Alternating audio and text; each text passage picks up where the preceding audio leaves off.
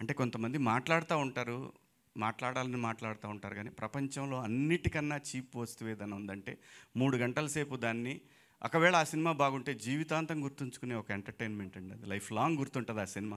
ఒక మిస్సమ్మ సినిమా ఉంది ఎన్టీ రామారావు గారు, అది ఎప్పటికీ గుర్తుంది. పాతాళ భైరవి ఎప్పటికీ గుర్తుంటుంది.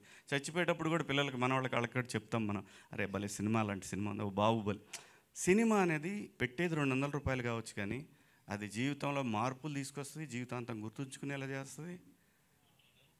ప్లీజ్ థియేటర్కి రండి, థియేటర్లో చూడండి. బాగుంటేనే చూడండి, బాగాలేకపోతే ఎవడు మనం చెప్పినా చూడరు పెట్టరు. థియేటర్ ఎక్స్పీరియన్స్ దేంట్లోనూ రాదండి.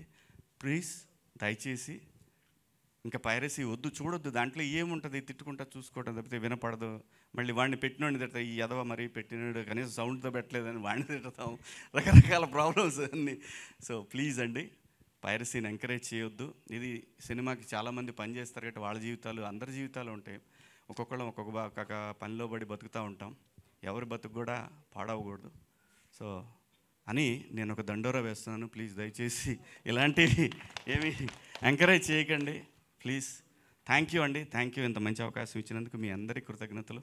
ఇంతసేపు మిమ్మల్ని అందరినీ వెయిట్ చేయించినందుకు